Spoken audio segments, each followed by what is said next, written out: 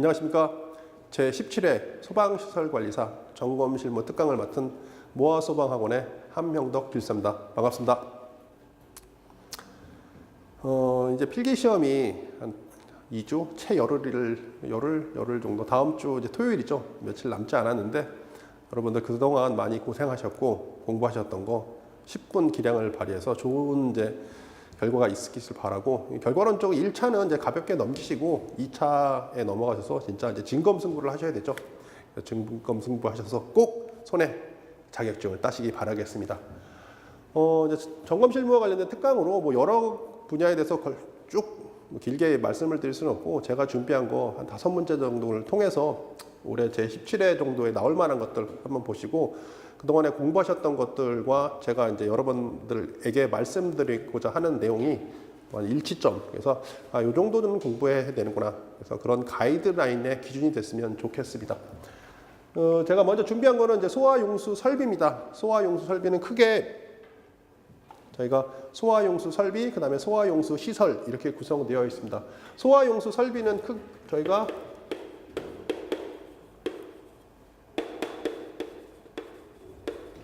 소화용수 설비는 사설, 그 다음에 소화용수 시설은 저희가 공설 이렇게 부르고 있는데, 말 그대로 사설은 건축주가 시공하는 거고, 물론 이제 시공은 당연히 이제 시공사에 하죠. 근데 기본은 저희가 건축주에서 시공하고 소방안전관리자에 의해서 유지관리된다 이렇게 보시면 될 것 같고, 그래서 사설 이렇게 부르고 있습니다. 그리고 소화용수 설비는 공설이죠. 그러면 시도지사에 의해서 저희가 설치하고 소방서에서 관리한다 이렇게 보시면 될 것 같습니다. 그리고 이제 소화용수 설비의 종류를 보면 크게 상수도 소화용수 설비, 그다음에 소화수조, 저수조 이렇게 구성되어 있습니다. 3가지죠. 그다음에 소화용수 시설도 3가지입니다. 소화전, 소화수조, 저수조 똑같은데, 소화전은 저희가 뭐 지상 또는 지하 뭐 2가지 타입이 있는데 굳이 어떤 것든 상관없습니다.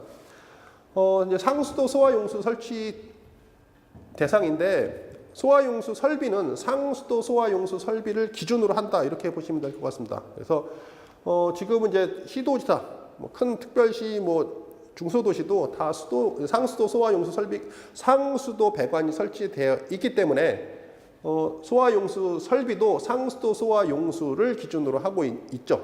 그런데 만약에 이게 뭐 도시에서 벗어난 산간 지역이라든가 외딴 지역, 그런 어떤 위치한 장소에 소방대상물이 있다, 특정 소방대상물이 있다, 그런 데는 당연히 이제 수도용수, 상수도 소화용수가 설치되어 있지 않습니다. 그럴 때는 저희가 소화수조, 저수조를 설치한다 이렇게 보시면 될 것 같습니다. 먼저 이제 상수도 소화용수 설비의 설치 대상입니다. 연면적 5,000제곱미터 이상 또는 가스시설로서 지상에 노출된 탱크의 용량이 100톤 이상일 경우에 저희가 상수도 소화용수 설비를 설치하죠. 그 중에서도 뭐 가스시설, 그다음에 터널, 지하구동은 당연히 제외하고 있습니다. 이제 상수도 소화용수 설비의 설치 대상인데, 상수도 소화용수 설비를 설치할 수 없을 경우에 소화수조, 저수조를 설치하죠. 그래서 상수도 소화용수 설치 대상 중 대지 경계선으로부터 180m 이내에 75mm 이상의 상수도 배관이 설치되어 있지 않을 경우 소화수조, 저수조를 설치한다 이렇게 보시면 될 것 같습니다.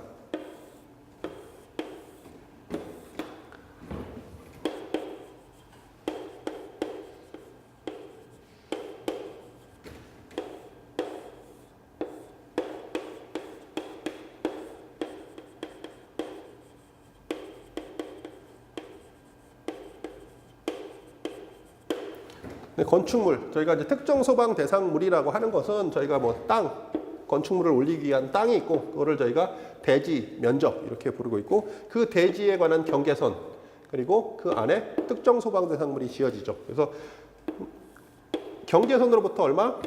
180m 이내에 여기 수도배관이 있다. 수도배관의 사이즈는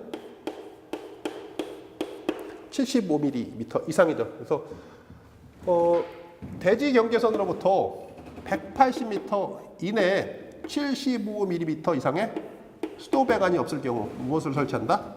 소화수조, 저수조를 설치한다 이렇게 보시면 될 것 같습니다.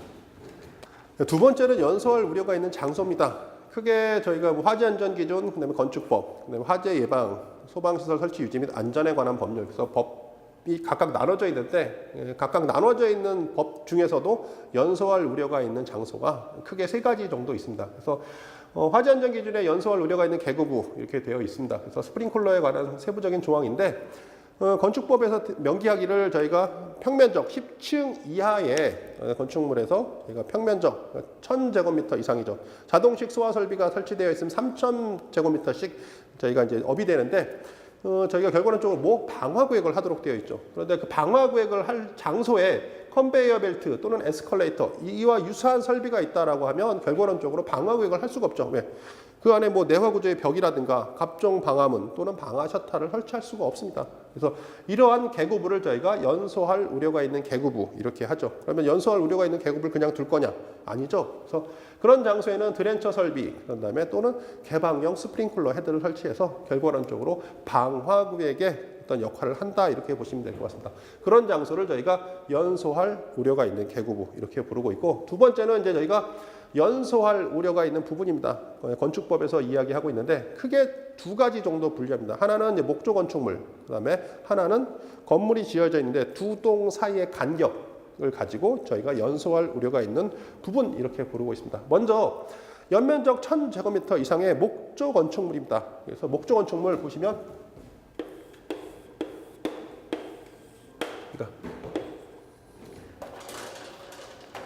저희가 이 부분을 저희가 처마, 여기를 처마라고 하고 처마 밑, 그다음에 이 부분을 저희가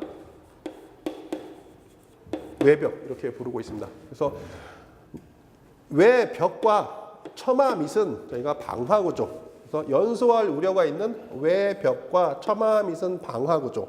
그런 다음에 지붕은 저희가 기와 등을 통한 불연재료죠, 불연재료. 지붕은 불연재료로 하도록 되어 있다. 그래서 연면적 1000제곱미터 이상의 연소할 우려가 있는 외벽과 처마 밑은 방화구조, 그리고 지붕은 불연재료로 건축법에서 이야기하고 있고,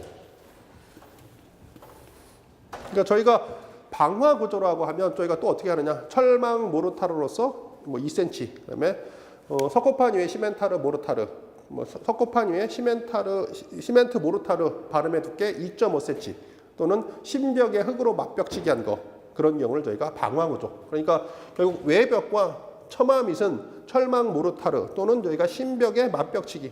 이런 거 신벽에 맞벽치기는 지금은 예전에 그 건축 재료를 많이 쓰였죠. 예전에 그 목조 대부분 예전에 지었던 건물들은 다 나무로서 건물을 지었죠. 그래서 중간에 이제 수수깡 놓고 양쪽에다가 저희가 차륵 흙으로서 이렇게 외벽을 쌓았는데, 그런 구조를 저희가 신벽에 맞벽치기 이렇게 보시면 될 것 같습니다. 그리고 또 하나는 이제 대지 경계선 또는 도로 중심선, 동일 대진의 또 2동 이상의 건물의 상호 외벽. 그러니까 건물이 동일 대진에 2동의 건물이 있다. 그리고 건물 외벽에 상호 중심선입니다. 상호 중심선으로부터 1층은 얼마? 3m. 또 이게 2층이다. 2층은 얼마? 5m. 5m 이내에 들면 이 부분을 저희가 연소할 우려가 있는 부분 이렇게 보시면 될 것 같습니다. 그러면 이 연소할 우려가 있는 거 결과론적으로 화재 확대 위험이죠. 그러면 이런 연소할 우려가 있는 부분에 대해서 어떻게 하느냐? 방화문 또는 기타 방화 설비를 하도록 되어 있습니다. 그러면 갑종 방화문인데, 갑종 방화문은 벽이 있으면 굳이 할 필요는 없습니다. 내화 구조의 벽, 불연재료로 마감된 벽체는 방화문을 설치할 필요는 없죠. 지금 이야기하고 있는 거는 이런 외벽면에 만약에 개구부 등이 있다. 그럴 때 저희가 갑종 방화문을 설치하도록 하는 거고, 그런 다음에 창문 등이면 저희가 드렌처 설비. 그리고 이제 이게 만약에 건물 외벽이다. 그럴 때는 이제 중간에 이제 여기다 이제 아예 막는 거죠. 그래서 벽 또는 담장 이와 유사한 방화 설비를 하는 되어 있는 거고, 만약에 여기 환기구멍, 이 외벽에 만약 환기구멍이 있다. 그럴 경우는 저희가 방화 커버, 그리고 또 그물눈이 2mm 이하인 금속망. 금속망이라고 하는 건 결국 네트죠. 이런 환기구멍이 있으면 요 사이즈, 요 간격이 얼마? 2mm 이하인 금속망. 그러면 이거는 저희가 어디서 많이 보셨죠? 프레임 어레스터라고 해서 화염 방지기의 어떤 기본 개념이다 이렇게 보시면 될 것 같습니다.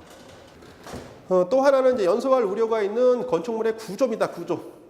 연소할 우려가 있는 부분과 유사한데 연소할 우려가 있는 구조는 세 가지 조건을 다 만족해야지만 저희가 연소할 우려가 있는 구조 이렇게 부르고 있습니다. 그래서 이제 대지 경계선 안에 2개 이상의 건축물 있어야 되고 그런 다음에 1층은 얼마? 6m, 2층은 10m 이하인 경우 이렇게 되어 있죠. 그리고 계고부가 다른 건물을 향해 있다. 이 말 뜻은 뭐냐? 하나의 건축물에 만약에 계고부가 있다. 물론 이제 기준은 1층으로 이야기합니다. 이 간격이 만약에 6m 이하죠. 이하. 그럼 6m 이하면 7m면 어떻게 되겠습니까? 당연히 연소할 우려가 있는 구조는 아니라는 소리죠. 6m 이하니까 6m를 포함한 거죠. 그래서 6m 이하이고 이 계고부 한쪽에서 건물에 화재가 났다? 그럼 당연히 저희가 최성기 이후, 프레시오버 이후로 보셔야 될 겁니다. 프레시오버 이후에 화염이 분출하죠.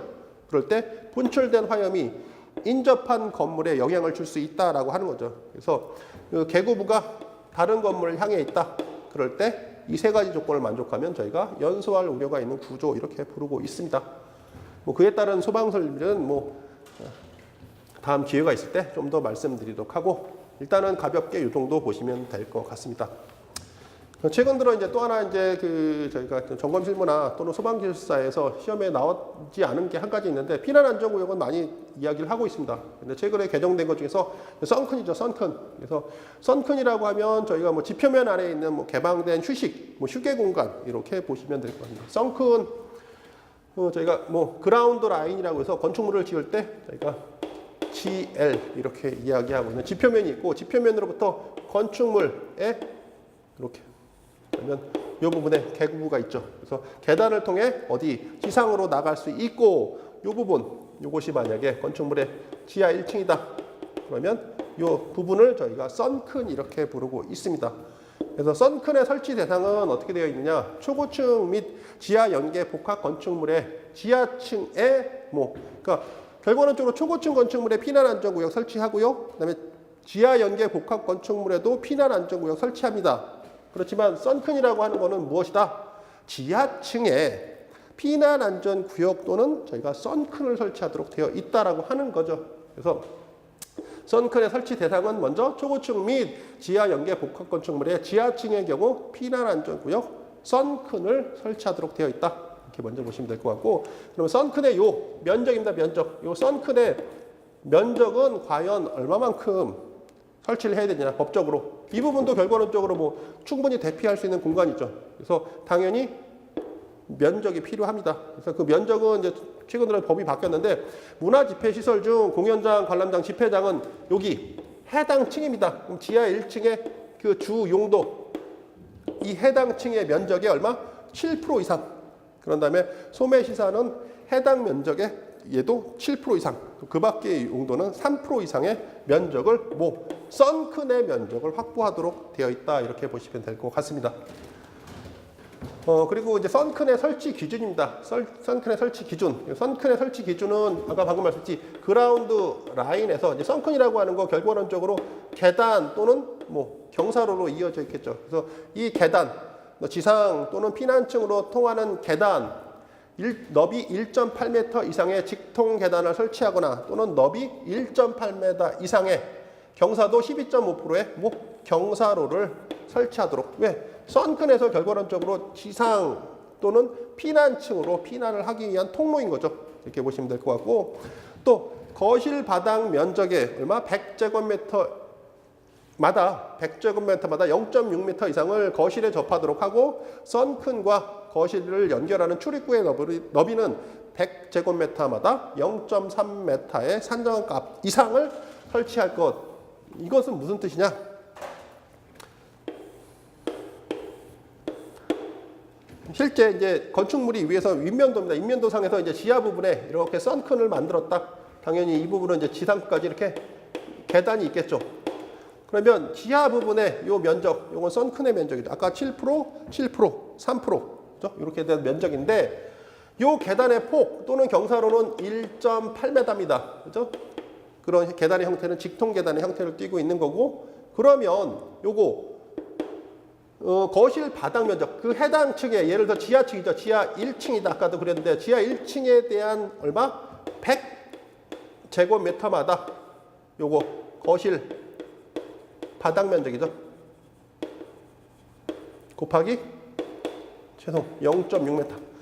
그 0.6m라고 하는 거는 실제 여기 결과론적으로 거실과 접하는 부분의 그 길이를 이야기하는 거고, 그런 다음에 이제 거실에 접하는 부분, 이게 이제 뭐 보통 이제 대부분 현장이 어떻게 되냐, 방풍실하고 출입문으로 구성되어 있죠. 그래서 방풍실을 만들고 여기에 뭐 출입문을 두도록 되어 있습니다. 그러면 지금 얼마? 0.6 말고 100제곱미터. 이거를 또 바닥 면적으로 나누는 거죠. 바닥 면적을 얼마? 100제곱미터로 나눕니다. 그리고 곱하기 0.3m. 그러면 여기 결과적으로 출입구, 요 출입구의 면적 이렇게 보시면 될 것 같습니다. 그래서 선큰에 관한 설치 기준을 이야기하고 있고, 또 하나 설비 기준입니다. 설비 기준. 빗물의 침투를 방지하기 위한 차수판, 집수정, 그 다음에 역류 방지기를 설치하도록 되어 있습니다. 이 말은 저희가 결과적으로 얘가 지상 또는 피난층이죠. 그러면 저희가 지표면이 낮다 그러면 뭐 홍수라든가 큰 비가 내릴 때 건축물 안으로 물이 흘러 들어갈 수가 있죠. 그래서 일반적으로 지하철에도 많이 설치되어 있는 게 차수판이죠. 차수판, 막을 수 있는 판, 그리고 물을 뺄 수 있는 집수정, 그리고 이제 거꾸로 물이 역류, 건축물에서 해당 건축물에서 발생한 물을 건물 밖으로 내보내야 되는데, 이 물이 거꾸로 빗물이 많이 들어참으로 인해서 수도 배관의 물이 건물 안으로 들어올 수가 있는 거죠. 그럴 때 필요한 거 방지기입니다. 이걸 설치하도록 되어 있고, 또 하나 선큰과 거실이 접하는 부분에는 무엇을 설치한다? 제연 설비를 설치할 것 되어 있습니다. 이 부분은 조금 이제 해석이 좀 어려운 부분일 수도 있는데, 다시 한번 그림을 그려드리면 건축물에서 이제 결과론적으로 선큰이 설치되어 있다는 거죠. 그러니까 이 부분은 어떻게 보면 이제 지하에 흙으로 잠겨 있는 부분이고, 이 부분은 결국 이제 노출되어 있는 부분이죠. 노출된 부분에서 계단이 이렇게 형성되어 있고, 요거는 그러니까 지상 또는 피난층으로 올라갈 수 있는 부분이죠. 그러면 지금 이야기하는 건 선큰과 거실이 접하고 있는 부분, 아까 100제곱미터마다 0.6m, 결국 이 부분이죠. 이 부분에는 결국 무엇을 하느냐? 제연 설비를 하라, 또는 결국 드렌처죠. 드렌처. 그러니까 만약에 이 장소를 지하 1층이다라고 했을 때 지하 1층에서 발생되는 화염이 그러니까 선큰을 통해서 대피해야 되는데, 발생한 화재 또는 화염이 이 선큰도 그 해석을 어떻게 한다? 그럼 안전장소죠. 그래서 안전장소인 선큰까지 화재가 확대되는 것을 방지하기 위해서 뭐 제연 설비 또는 드렌처. 일반적으로 뭐 판매 시설이라고 하면 당연히 이제 거실 제연 설비가 있기 때문에 필요 없지만, 거실 제연 설비가 설치된 이상이 아니다 그러면 굳이 제연 설비를 할 거냐? 대부분 이제 드렌처, 수막 설비 이걸 설치한다 이렇게 보시면 될 것 같습니다. 그래서 지금 선큰도 보시면 처음 말씀드렸지, 선큰이라고 하는 거 일반적으로 초고층 건축물 또는 지하 연계 복합 건축물에서 대피 공간, 피난 안전 구역으로 삼고 있는 거고, 지하층 경우는 굳이 피난 안전 구역을 설치하지 않고 대부분 이제 선큰 처리를 하는 거죠. 선큰이라고 하는 건 바로 외기계에 노출되어 있기 때문에 아무리 그 건축물 안에 있는 피난 안전 구역보다 안전도는 훨씬 높다. 그 대신 제연 설비 또는 드렌처를 통해서 피난의 안전한 장소를 위한 최소한의 어떤 보호 설비가 설치되어 있다, 이렇게 보시면 될 것 같습니다. 또 하나 이제 소방공사의 착공입니다. 소방공사의 착공, 크게 뭐 중축, 개축, 재축 이렇게 뭐 대수선 뭐 이렇게 부르고 있는데, 결과는 좀 이제 소방서에 신고가 되는 사항 이렇게 보시면 될 것 같습니다. 그래서 중축이라고 하는 거, 기존에 있던 이런 정도의 건물이 있다. 그럼 뭐 결과는 층수를 올리던가 아니면 결과는 쪽으로 건축물의 면적을 넓히는 그런 행위를 저희가 중축 이렇게 이야기하고 있고, 개축은 이런 건물이 있었는데 건물이 부시고 다시 동일한 크기의 건물을 짓는 거, 이거를 저희가 개축 이렇게 부르고 있습니다. 그러면 재축은 뭐냐? 개축과 재축은 엄밀히 같다 이렇게 보시면 될 것 같습니다. 하나는 이제 사용자 측에서 스스로 부시고 짓는 거를 저희가 개축, 재축은 자연재해죠, 자연재해. 뭐 지진이라든가 태풍, 해일로 인해서 그래서 그건 재해로 인해서 건물이 부셔지고 다시 짓는 거를 저희가 재축. 뭐 대수선은 뭐 세부적인 건데 대수선 정도 있다. 주요 구조부라든가 또는 뭐 방화구획을 손상하는 행위가 비슷하게 벌어지면 저희가 대수선 이렇게 부르고 있고, 그다음에 구조 변경 말 그대로 구조죠. 구조체를 바꾸는 거죠. 그다음에 용도 변경은 뭐 판매 시설에서 뭐 업무 시설 뭐 이렇게 용도 변경하는 것. 결과론적으로 보시면 특정 소방 대상물의 설비 또는 구역 등에 증설하는 공사인 경우 무엇을 한다? 착공 신고를 하도록 되어 있습니다. 착공 신고는 당연히 소방서에 하죠. 그래서 보시면 옥내 소화전 또는 옥외 소화전이 어떻게 구역 또는 설비가 증설될 때 결과적으로 무엇을 하냐? 착공 신고를 한다. 이렇게 보시면 될 것 같습니다. 그리고 또 하나 스프링클러, 그다음에 간이 스프링클러, 물 분무 등 소화 설비. 우리 이때 부르는 호칭은 저희가 방호구역이죠. 그러면 개방형 스프링클러는 저희가 방수구역 이렇게 부르고 있고, 자동화된 탐지 설비는 저희가 경계구역 이렇게 부르고 있다. 재현 설비는 재현구역, 그런 다음에 연결살수 설비는 살수구역. 아까 말씀드렸지 개방형 스프링클러도 살수구역 이렇게 부르고 있습니다. 연결 송수관은 당연히 송수구역, 비상 콘센트는 전용회로, 그다음에 연소방지 설비에서는 저희가 살수구역. 얘도 결과론적으로 이제 개방형 헤드를 쓰면 저희가 다 살수구역 이렇게 부르고 있죠.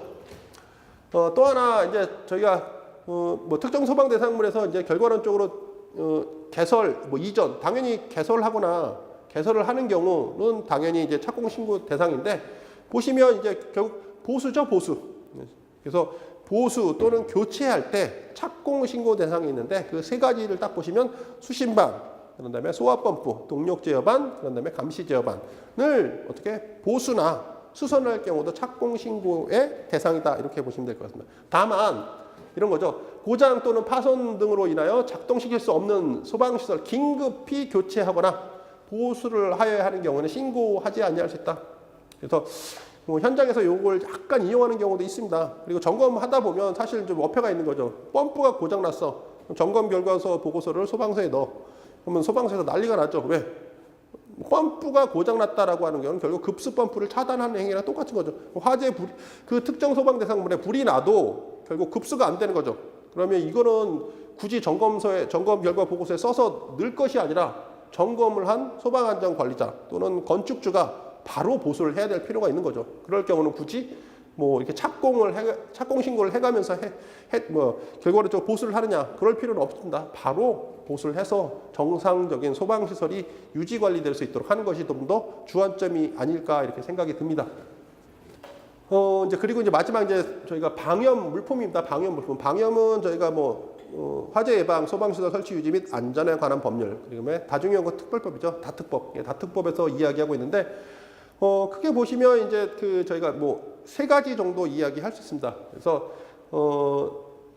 소방시설 설치 유지 및 안전에 관한 법률에서 실내 장식물, 그러니까 결국으로 지금 제가 말씀드리고자 하는 거는 방염 물품이다. 물품. 방염의 종류는 참 많습니다.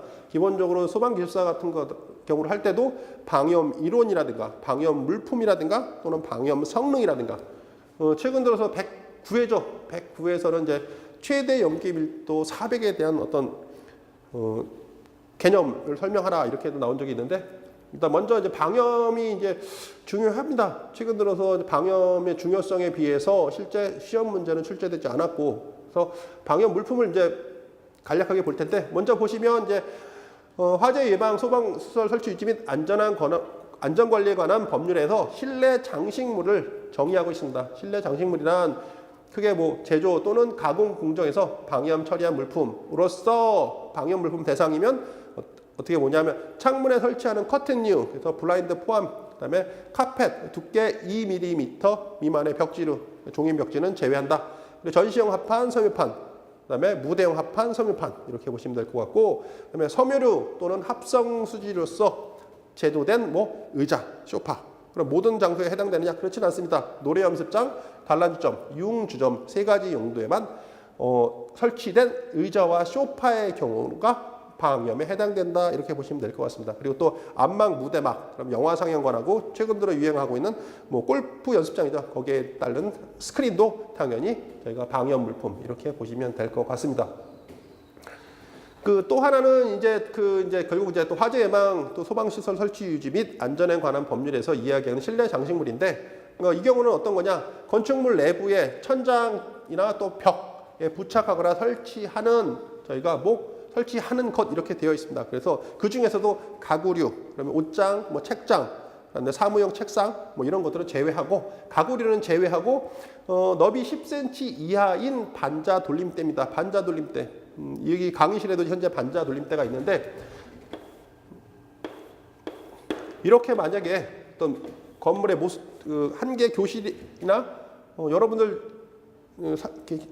여러분들이 거주하고 계시는 뭐 아파트나 이런 데 보시면 이 바닥 말고 이 반자에 보면 끝부분에 이렇게 반자 돌림대 뭐 정확한 표현이 될지 모르겠는데 쫄대라고 하죠. 쫄대입니다. 요 쫄대 두께가 얼마? 10cm 이하인 경우는 또 제외가 된다. 그래서 건축물의 내부 또는 천장에 설치하는 거나 또는 부착하는 것 이렇게 되어 있는데 보면 종이, 합성 수지류 또는 섬유류로 된 물품, 그다음에 합판이나 목재, 그다음에 공간을 구획하기 위한 간이 칸막이 또는 흡음이나 또 방음을 이야기한 흡음재, 방음재 요것도 저희가 방염 물품 이렇게 해석을 하고 있습니다. 그리고 또 하나는 이제 다중이용업 특별법이죠.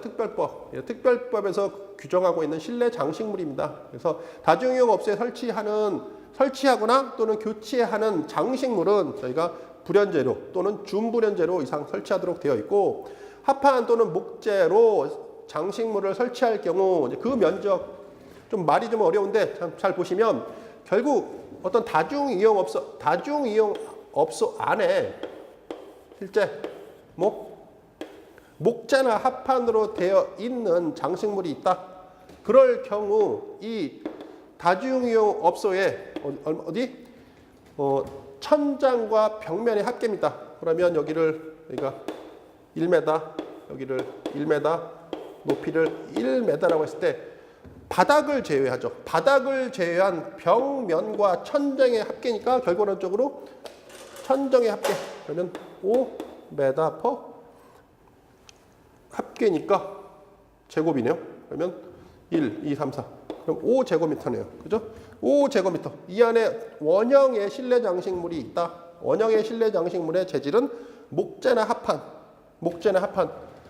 그럼 목재나 합판인데 그 장식물이 설치되어 있는 천장, 벽의 합계의 얼마? 저희가 10분의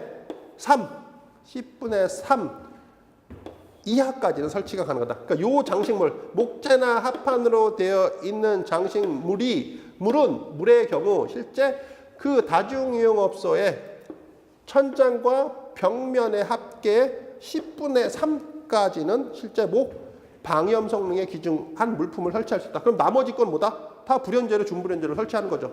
그리고 이제 요거와 달린 게 스프링클러 또는 간이 스프링클러가 된 경우는 10분의 얼마까지? 5까지 좀 완화한 조항이다.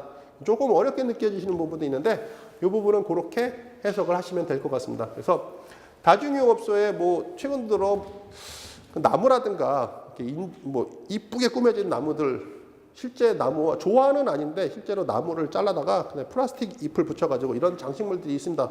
고가의 장식물이죠. 이런 경우 같은 경우는 얼마? 그 다중이용업소의 10분의 3까지는 인정해준다. 다만 이제 그 장식물도 결국은 방염 처리를 하는 거죠. 그래서 여기 보시면 방염 성능 기준을 만족하는 조건에서 해주는 거죠. 그래서 다행히 이제 스프링클러 또는 간이 스프링클러가 있는 경우는 10분의 5까지 완화시켜주는 조항이 또 하나 있다. 그리고 이제 소방본부장 또는 소방서장은 다중이용업소 실내 장식물이 기준에 당연히 맞지 않으면 당연히 교체하거나 제거할 수 있도록 되어 있죠. 그래서 여러분들도 다중이용업과 관련된 법을 많이 준비를 하셔야 됩니다. 물론 이제 증을 위한 공부를 위해 필요한 부분도 있고 실제 이제 아직 증을 취득을 하시면 현장에 나가십니다. 그러면 다중이용업과 관련된 법이 워낙 좀 많고 세부적으로 많습니다. 다중이용업은 다른 분은 이렇게 표현합니다. 다 중요한 업소. 그러기 때문에 다중이용업소다. 너무나 중요하다. 왜? 실제로 다중이용업과 관련된 세부적인 기준이 워낙 많습니다. 이유가 뭐겠습니까? 인명사고가 많았거든요. 그래서 다중이용업소는 여러분들이 1차나 또는 2차 이걸 나중에 증을 가지고 현장에 나가셔도 꼭 필요한 법 규정이기 때문에 좀 더 세부적으로 많이 공부하실 필요가 있고 또 점검 실무를 하는 입장에서도 워낙 문제화될 수 있는 것들이 워낙 많기 때문에 좀 중요하게 보실 필요가 있습니다. 짧게나마 5문제를 보고 이제 살펴봤는데 짧은 시간 동안 뭐 경청해 주셔서 대단히 감사하고 시간이 이제 길지만은 않은 시간입니다. 벌써 작년에 시험을 보고 얼추 이제 6개월 하프가 지났는데 짧은 시간 동안 좀 더 노력하셔서 좋은 성과가 있길 바라겠습니다. 감사합니다.